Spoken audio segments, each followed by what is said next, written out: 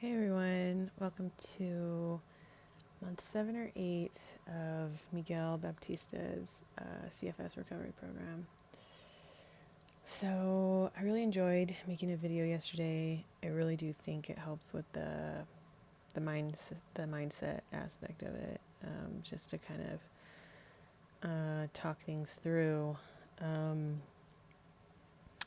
My Coach Krista, has encouraged me to start kind of sharing more wins, to kind of help get me out of this AP. So I shared some today in the big group call, and I thought it'd be cool to share that same win here and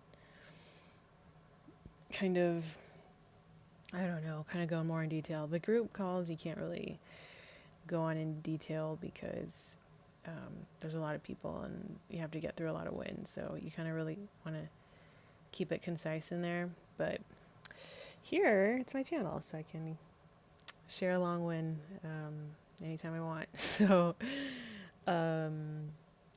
on so for the program, they have a website, and you can share. It's called School. Kind of, it's something to celebrate. So for me, I made an Easter basket for my daughter, and I posted it. And when I did it, I kind of just had the intention. The intention was to just get this homework assignment over with, because this is kind of what my coach encouraged me to do. And I didn't think I'd get a lot out of it, to be honest, but then I got a lot of comments calling me a good mom and stuff. And I cried for hours yesterday. I cried so much that I got just an awful headache afterwards, which has never happened to me before. And I think it really helped me discover a lot of unhealthy, like, thought patterns I had about being a mom, because when I posted the picture, I had all these thoughts of man, she deserves better. This looks so crappy. Why am I even posting this? But at the time, it was the only win I had for the day.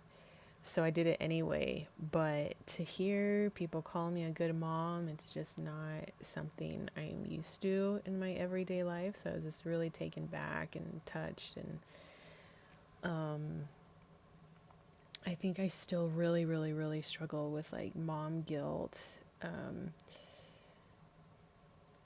over just not being able to spend as much time with her as I want. And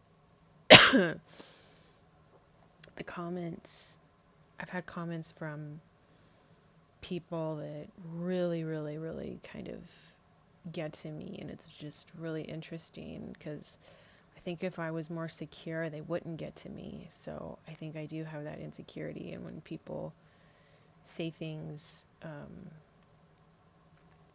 it really, really, it hits me really hard, because I am kind of vulnerable in that area of my life. So, for example,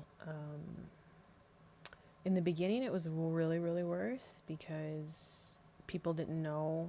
Everyone thought I was being lazy. So I got a lot of comments like, "You're not prioritizing your baby." And that I can kind of forgive, because they didn't know. And maybe if I was in their position, I would say the same thing if I was completely convinced that someone was just being lazy. And yeah, but I think the recent comments, that that happened more recent is, my daughter has a family member who is similar in close in age, and they wanted them to play a different family member. I don't know. I'm gonna say a family member named Margaret.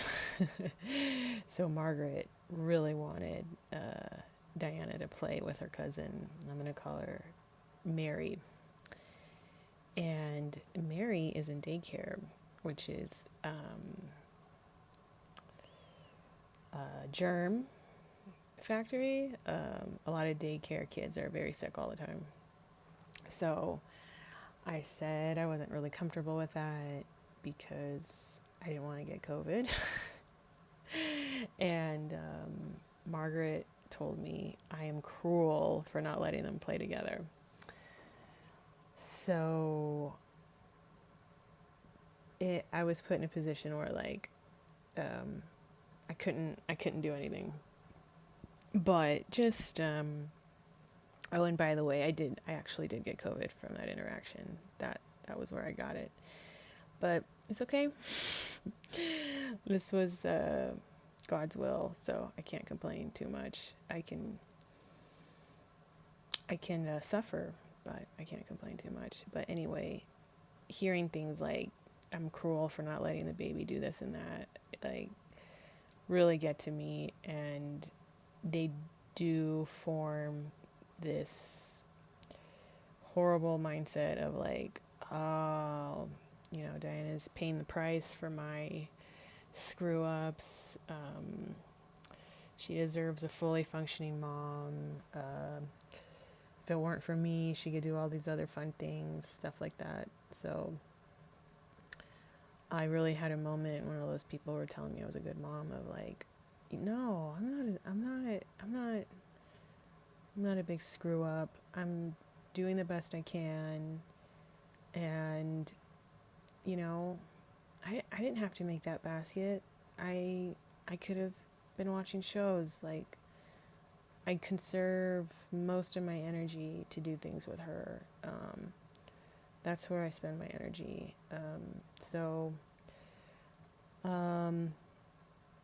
The community is awesome. I've said this before in the earlier videos, and I hadn't posted in a long time, so I'm really glad I posted to really remind myself how valuable they are. And other things that I've been doing, I've just been really turning up the volume on mindset.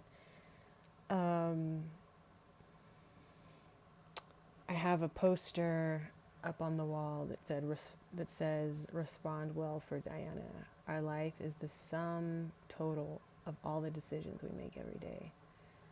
So whenever I'm tempted to get afraid, I look at it and yeah, it's for Diana. I know I should want this for myself as well, but Diana is a really, really big motivator for me. So anyway, that's it. I got cut off last time. If anyone's watching and you have CFS, I hope you're doing okay, and I hope you're responding well, and thank you for watching.